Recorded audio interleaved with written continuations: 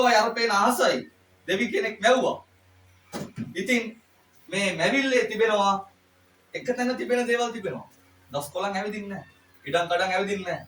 කඳු හෙල් ඇවිදින්නේ නැහැ.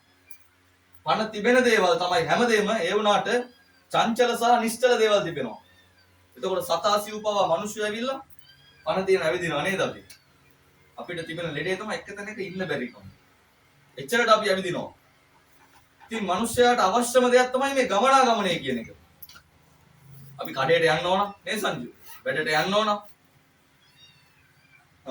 පල්ලි යන්න ඕන, දේව මෙහෙට යන්න ඕන, පොඩි අය ඉස්කෝලේ යන්න ඕන. අපිට ගමනාගමනය තිබෙනවා. ඉතින් ගමනාගමනයේදී මේ රියදුරු මහත්තයාට අපි බලමු මොනවාද අවශ්‍යම දේවල් මොනවාද කියලා. ගමනාගමනයේදී අවශ්‍යම වෙන දේවල් මොනවාද? ගමන් කරන්න. උත්තර දෙන්න බලන්න මට. ඔයා තමයි රියදුරු මහත්තයා, වෙන රියදුරුලා නැහැ මෙතන. වාහනයක් ඕනේ. ආමෙන්. තව මොනවද ඕනේ? වාහනයක් තිබ්බට අපිට යන්න බෑ. තව එකක් ඕනේ. ලයිසන් උත්තරي. තව පොඩ්ඩක් සරලට හිතන්නකෝ. එච්චර ගැඹුරට හිතන්න එපා. මොනවද ඕනේ? එච්චරත් ගැඹුරු වැඩි. වාහනේ තියනවා. අපිට යන්න මොනවද ඕනේ? ඈ? පාරක් ඕනේ නැද්ද? කැලේද යන්නේ අපි? පාරක් ඕනේ අපිට. අපිට යන්න මොනවා තිබ්බත් වැඩක් නෑ. අපිට යන්න හොඳ පාරක් තියෙන්න ඕන. ඉතින් පාරවල් අපි ආදායම් පොදු ගෙවනවා. ගෙවලා ආදායම් බලපත්‍රය අරගෙන මේ පාරේ දුවන්නේ. පාරේ යනවා අපි ගමන් කරනවා. ඉතින් මිනිස්සු නොඑක් පාරවල් වල ගමන් කරනවා. හයිවේ හදලා තිබෙනවද? නේද? හයිවේ හදලා තිබෙනවා. බොරළු පාරවල් තිබෙනවා. තාර දාලා තියෙනවා. අපි ආශා කරනවා විශේෂයෙන් මේ පාර යේසුගේ නාමයෙන් මේක හැදෙන්න ඕන. ආමෙන්. බයිබලයේ තිබෙනවා මේ වගේ පාරක් අපි ගැන පස්සේ කතා කරමු. පාරවල්. විවිධ පාරවල් තිබෙනවා. සිරිපාදේ තියෙනවා මොනවා වගේ පාරවල්ද? කඳු සහිත පාරවල්. එක જાතිය පාරවල් තිබෙනවා මිනිස්යන්ට යන්න. ඉතින් මිනිස්සු මොකද කරන්නේ? මේ පාරවල් වල ගමන් කරනවා. ඉතින් මං ඉතල බස් හෝල්ඩ් එක හැමදාම ඉන්න නෝනා කෙනෙක්ගෙන් ඇහුවා කොයිද මේ යන්නේ කියලා. මල්ලි උදේට යනවා, හවසට එනවා, වයසට යනවා කිව්වා. යනවා තමයි මල්ලි. උදේට වැඩට යනවා, හවසට එනවා, වයසට යනවා. එහෙම කිව්වා ඒ නෝනා. ඉතින් මිනිස්සු ගමන් කරන අය එක එක මාර්ගවල යනවා. මේ පාරවල් වගේම අපි එක එක ජීවිතේත් මේ ජීවිතය කියන්නේ ගමනක්. එක එක පාරවල් වල යනවා. ඉතින් මම ගියා ඉතා ලස්සන පාරක. මධ්‍යව්‍ය කියලා පාරක මම ගියා. අන්ධකාර මාර්ගයක. ඉතින් මට ඒ කාලේ හිතුණා මේ පාරට වඩා ලස්සන පාරක් නැහැ. මේ පාරට වඩා ආතල් පාරක් නැහැ. මේ පාර තමයි පාර. මේකෙන් එහාට පාරක් නැහැ කියලා මම හිතුවා. ඒ වුණාට මට එච්චර දුර යන්නට හම්බුන්නේ නැහැ.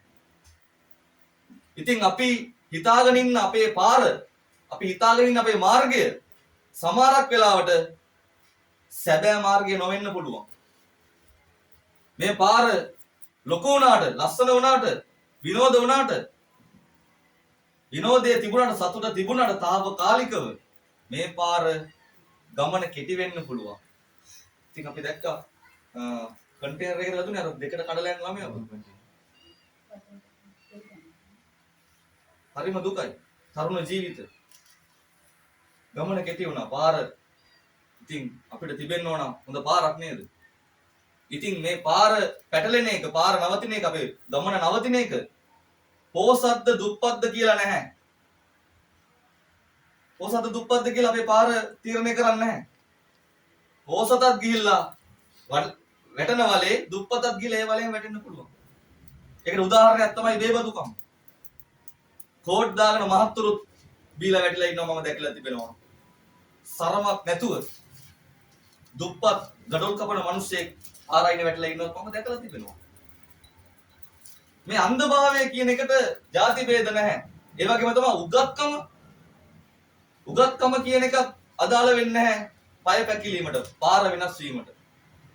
මොකද උගතුන් තෝරා ගන්න මාර්ගය සමහරක් වෙලාවට මෝඩයා තෝරා ගන්න මාර්ගයට වඩා මෝඩ වෙන්න පුළුවන්. උදාහරණයක් මම කියන්නද? මේක රෙකෝඩ් කරනවද?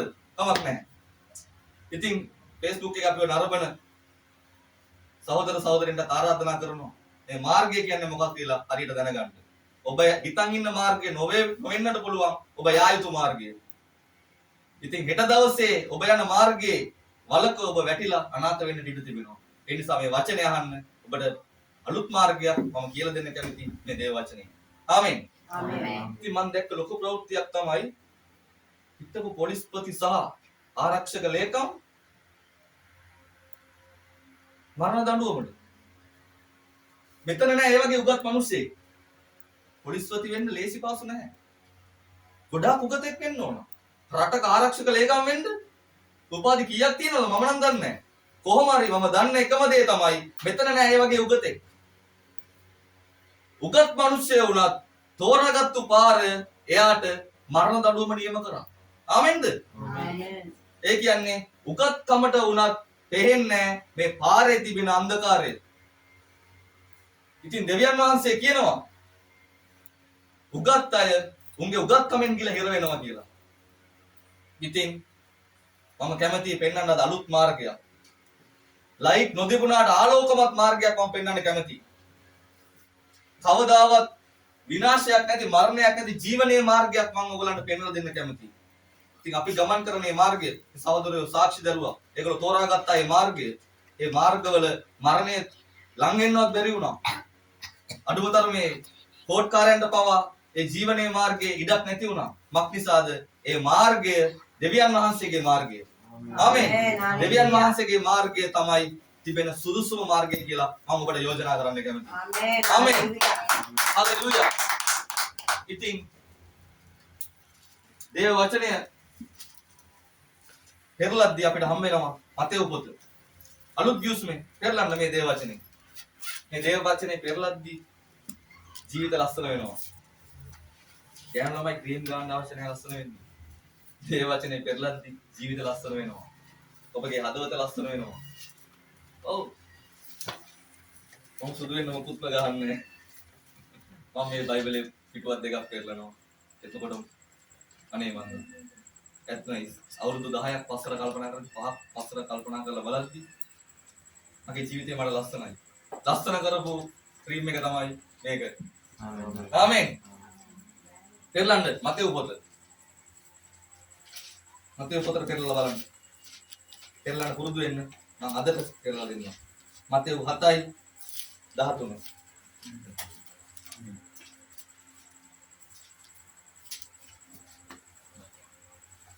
මෙන්න බලන්න මතේ 7:13 වෙනි පදය දේව වචනය සුද්ධ බයිබලය මෙන්න මෙහෙම කතාවක් කියනවා.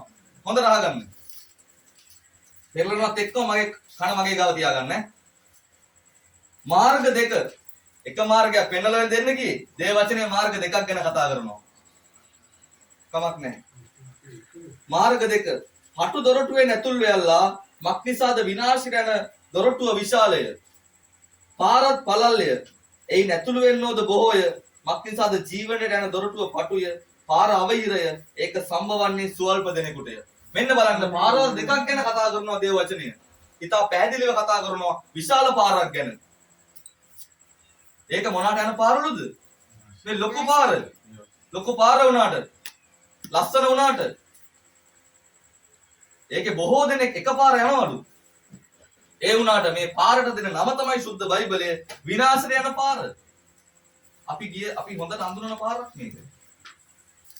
හොඳ වෙලාවට දේව කරුණාවෙන් අපේ වැඩි කල් දෙවියන් වහන්සේ අපේ පාරේ අපිට යන්න දුන්නේ නැහැ. මෙච්චර කල් ගියා නම් මම නම් හිතන්නේ නැහැ මම ජීවිතුන් අතර ඇති කියලා.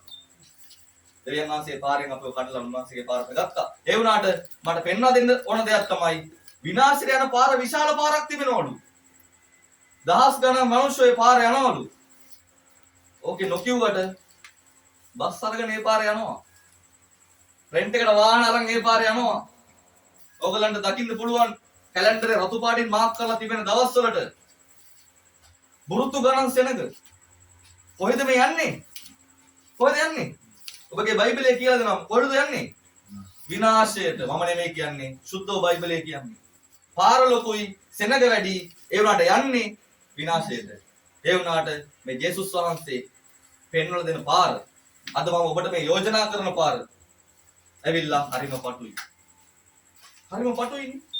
හන්ද නැගලා ඉන්න ඕන වෙලා මැද්දෙන් ඇවිල්ලා අර හරියට එද්දි තවත් පටු වෙනවා. මේ සංකල ඇගේ හරියෙන් ඉදි තවත් පටු වෙනවා. මෙතනින් ඉදි තවත් පටු වෙනවා. ඒ වගේම තමයි යේසුස් වහන්සේ යන කියන මාර්ගය, යේසුස් වහන්සේ පෙන්වන මාර්ගය හරි පටුයි. කොකා කෝලා කටට රසයි, ඇඟට අගුණයි. ඒ වුණාට තිත්ත කසාය කටට රස නැහැ, ඇඟට ගුණයි. ඒට සමානවම මේ ජීවනයේ මාර්ගයක් හරිම පටුයි. යන්න අමාරුයි. හරිම අමාරුයි මේ පාරේ යන්න. මේකෙන් ඇතුල් වෙන්නේ ඉතාම සුවල්ප දෙනයි. ඉතින් මම හිතනවා මෙතන ඉන්න සියලු දෙනාම මේ පාරේ ඇතුල් වෙන්න කැමති වෙලා තමයි මෙතෙන්ට ආවේ. ආමේන්. මම ඔයගොල්ලන් අද දකින්න මේ ලෝකෙින් ලොකුම ආශිර්වාදිත මනුෂ්‍ය විදියට. ආමේන්. ඒක තමයි මේ පාර කාටත් පොදු පාරක් නොවේ. හැමෝටම පොදු පාරක් නෙමෙයි. මේකේ යන්න පුළුවන් ඉතා සීමිත දෙනාටයි. ඒ සීමිත දෙනාගෙනුත් තවත් සීමිත දෙනෙක් තමයි මේ පාරේ කෙරවලටම යන්නේ. හalleluya. ඉතින් මේ පාරට අඩිය තිබීම තබන්න ලැබීමක් වාග්යක්. ආමේන්. හalleluya. ඉතින් මේ පටු පාර කවුද කියලා යේසුස් වහන්සේ තමන්ගේ වචන වලින් කියනවා. විනාශයට යන පාරක් තිබෙනවා, හරි විශාලයි. ජීවනයේ පාරක් තිබෙනවා, හරිම පටුයි. මොකක්ද මේ පාර? මේ මගේ පිටිපස්සේ ලියලා තිබෙන වචනේ ඔබට පේරනවා ඇති. සුද්ධ බයිබලයේ තිබෙන වචනයක්ම තමයි ඒක. මාර්ගයේද සත්‍යද ජීවනයේද යේසුස් වහන්සේ. යේසුස් වහන්සේ තමන්ව හඳුන්වා දෙනවා. යෝහන් පොතේ සුද්ධ බයිබලයේ යේසුස් වහන්සේ තමන් ගැන තමන්ව හඳුන්වා දෙනවා. ඒ පටු පාර තමයි මම. ආමේන්. සත්‍ය වූ ජීවනයේ තිබෙන එකම මාර්ගය යේසුස් වහන්සේ කියලා තමන් ගැන හඳුන්වා දෙනවා. සත්‍ය. මොකද්ද මේ සත්‍ය කියන්නේ? ඉර නගිනවා බයිනව ඇත්තද? හැමදාම. මාත් එක්කිනවද? ඉර නගිනවා බයිනවා ඇත්තද? නෑ ඉර නගිනවා බයිනවා පට්ටපල් බොරු. ඉර නගින්නෙත් නෑ බහින්නෙත් නෑ. ඒක ඇත්ත වුණාට සත්‍ය ඇවිල්ලා ඉර එකතැන තිබෙනවා අපි කරකිනවා. ඒ වගේ තමයි ඇත්ත ගොඩක් තිබෙන්න පුළුවන්. සත්‍ය තිබෙන්නේ එකයි. අපිට රෑ වුණාට ජපානයට හෝ චීනට මේ වෙලාවේ රෑ කිව්වොත් ඒක බොරුවක්. කාලෙන් කාලෙට ඇත්ත වෙනස් වෙනවා. තැනෙන් තැනට ඇත්ත වෙනස් වෙනවා. ඒ සත්‍ය කියන එක කවදාවත් වෙනස් වෙන්නේ නැහැ. හරියට යේසුස් වහන්සේ වගේ. ආමේන්. සත්‍ය වූ ජීවනය නම් මාර්ගය යේසුස් වහන්සේ. යේසුස් වහන්සේ එදත් එකයි අදත් එකයි. උන්වහන්සේ කවදාවත් වෙනස් වෙන්නේ නැහැ. උන්වහන්සේ පක්ෂපාත මාරු කරන මන්ත්‍රීලා වගේ නෙමෙයි. විරණ පැත්තට හොයියා කියන දෙවි කෙනෙක් තමයි අපිට ඉන්නේ. උන්වහන්සේ සත්‍යම එකටම හිටගෙන ඉන්න දෙවි කෙනෙක්. අකුල් දෙකෙන් හිටගෙන ඉන්න දෙවි කෙනෙක් තමයි යේසුස් වහන්සේ. ආමේන්. උන්වහන්සේ දේව වචනේ කියනවා හැරීමක්වත් හැරීමේ ඡායාවක්වත් නැහැ කියලා. ආමේන්. උන්වහන්සේ හැරෙන්නෙත් නැහැ, හැරෙන්න හිතන්නෙත් නැහැ. ආමේන්. හේතුව තමයි උන්වහන්සේ එහායින් කවුරුත් නැහැ. ආමේන්. උන්වහන්සේ බය නැති දෙවි කෙනෙක්. හේතුව තමයි උන්වහන්සේට බය වෙන්නට කිසිම හේතුවක් නැහැ. මේ සියල්ලම අයිතිකාරය උන්වහන්සේ. මේ හැමදේම මවපු කෙනා උන්වහන්සේ. මේ හැමදේම පාලනය කරන කෙනා උන්වහන්සේ නම් උන්වහන්සේ කාට බය වෙන්නද? ඉතින් උන්වහන්සේගේ දරුකම ලැබූ අපි same to you. අපිත් කාට බය වෙන්නද? උන්වහන්සේගේ පාර යන අපි බය වෙන්න ඕනේ නැහැ කිසිම දෙයකට. හේතුව තමයි අපි බය වෙන්න ඕනේ. අපි අර විශාල පාර යනවා නම් තමයි බය වෙන්න ඕනේ. මේ පටු පාරකට අද ගෙනත් තිබෙන උන්වහන්සේ. ඒ වුණාට මේ පාරේ මරණය නැහැ. මේ පාරේ පවුලේ අසමාදානය ඔබට හොයාගන්න බැරි වෙනවා. දිලිඳුකම කියන එක ඔබට හොයාගන්න බැරි වෙනවා මේ පාරේ. දරුවෝ ගැන ඔබට දුක් වෙන්න අවශ්‍ය නැහැ මේ පාරේ. හේතුව තමයි මේ පාරේ තිබෙන්නේ ආලෝකය පමණයි. ආමේන්. හalleluya. මේ පාරේ තිබෙන ආලෝකය පමණයි. මේ පාරේ තිබෙන එකම ආලෝකය තමයි යේසුස් වහන්සේ. ආමේන්. මේ පාර යන්නේ සදා කාලයට. අවුරුදු 60කින් 70කින් 100කින් 100 බලන් ඉවරන ගමනක් නෙමෙයි මේක. මරුණාම හැමදේම ඉවර වෙනවද? කවුද හිතන්නේ මරුණාම ඔක්කොම ඉවරයි කියලා? ඉතින් මම අහලා තියෙන වචනයක් තමයි කවදාද මේ ලෝකෙන් අපි යන්නේ කියලා. මේ දුක් කවද ඉවර වෙන්නේ? මරුණාම හැමදේම ඉවර වෙනවද? නෑ. දහස් වාරයක් නැහැ. මරුණාම තමයි හැමදේම පටන් ගන්න යන්නේ. ඔබ මේ ලෝකයේදී යේසුස් වහන්සේව ලබාගෙන තිබෙනවා නම් ඔබ මරණය අත්දකින්නෙත් නැහැ. හේතුව තමයි ඔබ තෝරාගෙන තිබෙන මේ පාරේ තිබෙන්නේ ජීවනය පමණයි. ආමේන්. හalleluya. උන්වහන්සේව හඳුන්වා දෙන උන්වහන්සේ මම තමයි සත්‍ය ජීවනයේ ඔය එකම මාර්ගය කියලා. ආමේන්. ඉතින් කී දෙනෙක් කැමතිද මේ පාරේ යන්න? මේ මාර්ගය තෝරගන්න. ඉතින් මම ඔබට ආරාධනා කරනවා මේ මාර්ගය තෝරගන්න. මේ මාර්ගය පටුයි තමයි. ඒ වුණාට මේ මාර්ගය දුකෙන් තොරයි. ආමේන්. මේ මාර්ගයේ බාධාව තිබෙනවා තමයි. ඒ වුණාට තිබෙන බාධාවට වඩා තිබෙන ආශිර්වාදය සම කරන්න බෑ කවදාවත්. හalleluya. මේ පාර යන්න අමාරු පාරක් තමයි. ඒ වුණාට මේ පාරේ කවදාවත් ඔබ මරණය අත්දකින්නේ නැහැ. ආමේන්. හිතෝපදේශ පොඩ්ඩක් පෙන්නන්න හිතෝපදේශ පොඩ්ඩක්. මේ වචන ඉවර කරන්න යනවා.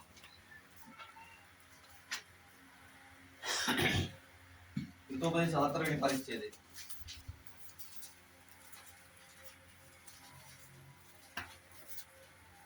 මෙන්න බලන්න 4 වෙනි පරිච්ඡේදයේ 18 වෙනි පදයේ මෙන්න මේම කියනවා. නමුත් ධර්මිෂ්ඨයන්ගේ මාවත මේ පාරක් ගැන කියන්නේ මොන පාරද? ධර්මිෂ්ඨා යන පාර. ධර්මිෂ්ඨා යන පාර කොයි පාරද? යේසුස් වහන්සේ. මේ මාවත මේ සත්‍යයේ ජීවනයේ මාර්ගය යේසුස් වහන්සේ නැමැති මාවත තෝරාගත්තු අයට කියනවා ධර්මිෂ්ඨයෝ කියලා. හේතුව තමයි ඒ මාර්ගය අපව අරන් යන කෙනා ධර්මිෂ්ඨයි. අපි ගියේ පාපේ පාරේ. අපි පෞකාර මාර්ගය තමයි ගියේ. අපි කුඩු ගාගෙන ගංජා ගාගෙන අරක්කු බීගෙන සල්ලාලාකම් කරාගෙන නොඑක් පව් කරගෙන ඒ ගිය විශාල පාරෙන් උන්වහන්සේ කඩලා අරගෙන තිබෙනවා මේ ධර්මිෂ්ඨකමේ මාර්ගයට. මේ මාර්ගයේ යද්දී පව් කිරීම තහනම්. ආමෙන්. උන්වහන්සේ පෞකාරයන්ට ආදරෙයි. ඒ දෙවියන් වහන්සේ පාපය ප්‍රතික්ෂේප කරනවා. මේ පාරේ යද්දී පාපය පොඩ්ඩක් පැත්තකින් තියන්න වෙනවා අපිට. ආමෙන්. එහෙම තියලා යද්දී මේ ධර්මිෂ්ඨයන්ගේ මාවත මේ පටු මාවත ඉර මුදුන් වේලාව දක්වා වඩ වඩා ආලෝක වෙන ගන්නා වූ අලුයම් ආලෝකය වෙන්නේ. ආමේන්. මේ පාරේ මොනවද තියනවා කියන්නේ? ආලෝකය යන්න පාන්දර ඉඳලා දහවල් වේලාව දක්වා වැඩි වීගෙන යන ඉර අවුව වගේ ආලෝකය වගේ. පාන්දර 4ට තිබෙන අවුව 8 වෙද්දි තියෙන්නේ. එළිය වැඩි. 8ට තියෙන එකද 10ට තිබෙන්නේ. එළිය වැඩි. 10 ඉඳන් 12 වෙද්දි බලද්දි සම්පූර්ණ ආලෝකය. ඒ වගේ තමයි මේ ධර්මිෂ්ඨකමේ මාවතේ යන ඕගොල්ලන්ගේ ජීවිතේ සිද්ධ වෙන්න යන්නේ. ආමේන්. මේ පාරේ යද්දි ඔයාලා ওই විදිහට ඉන්නේ නැහැ කවදාවත්. තව මාසෙකින් දෙකකින් බලන්න ඕම ඉන්නේ නැහැ. සහෝදරයා පයින් ආවේ. අර ඉස්සර නවත්තලා තියෙන පල්සර් එක මෙයාගේ. ආමේන්. ආමේන්. හalleluya. ආලෝකයේ මාර්ගය යද්දි ඔකයි ඇති වෙන වෙනස. ආමේන්. ආමේන්. වඩත් එහෙමයි. වඩ රෝද 3ක් දෝනේ, 4ක් දෝනේ. කැමති දෙයක් මේ මාර්ගයේ තිබෙනවා. ඉතින් මේ මාර්ගය යද්දි ආලෝකය වැඩි වෙනවා. ආමේන්. හේතුව තමයි මේ මාර්ගයේ අයිතිකාරයා. මේ මාර්ගය අපව අරන් යන කෙනා සර්ව බලධාරී දෙවියන් වහන්සේ. ආමේන්. උන්වහන්සේ කවදාවත් අපව ලැජ්ජා වෙන්න දෙන්නේ නැහැ. අපි ලැජ්ජා වුණොත් උන්වහන්සේට ලැජ්ජාවක් නිසා. අපි වැටුණොත් උන්වහන්සේ වැටුණා හා සමාන නිසා උන්වහන්සේ කවදාවත් අපව වැටෙන්න නම් දෙන්නේ නැහැ. අපව අරගෙන යනවා. හරියට මේ සහෝදරයාගේ ප්‍රශ්නේ ඒ නඩුකාරයා ඉස්සරහා හිටගෙන හිටිය දෙවියන් වහන්සේ. ආමේන්. මෙයා වෙනුවෙන් පෙනී සිටිය උන්වහන්සේ. ආමේන්. ඒ වාගේම මේ පාරේ යද්දී උන්වහන්සේ තමයි අපව අරගෙන යන්නේ. ආමේන්. හalleluya. ඉතින් අපි මොනවද කරන්න ඕනේ? අපි නැවතත් රිවර්ස් ගන්න හොඳ නැහැ. වමට දකුණට හැරෙන්න හොඳ නැහැ. අපිට හොඳ පාරක් හම්බෙලා තිබෙනවා. ආලෝකයේ මාර්ගයක් හම්බෙලා තිබෙනවා. ජීවනයේ මාර්ගයක් හම්බෙලා තිබෙනවා. ඉතින් අපි මේ පාරේ යන්න තීරණය කරගන්න ඕන. අපි වගකීම අපේ අතේ. ආශිර්වාදය ඔබේ අතේ. ඒ වුණාට දුෂ්ටයන්ගේ මාර්ගය අන්ධකාරයෙන් වෙන්නේ. දුෂ්ටයෝ යන මාර්ගය කොයි වගේලුද? අන්ධකාරය. කළුවරයි.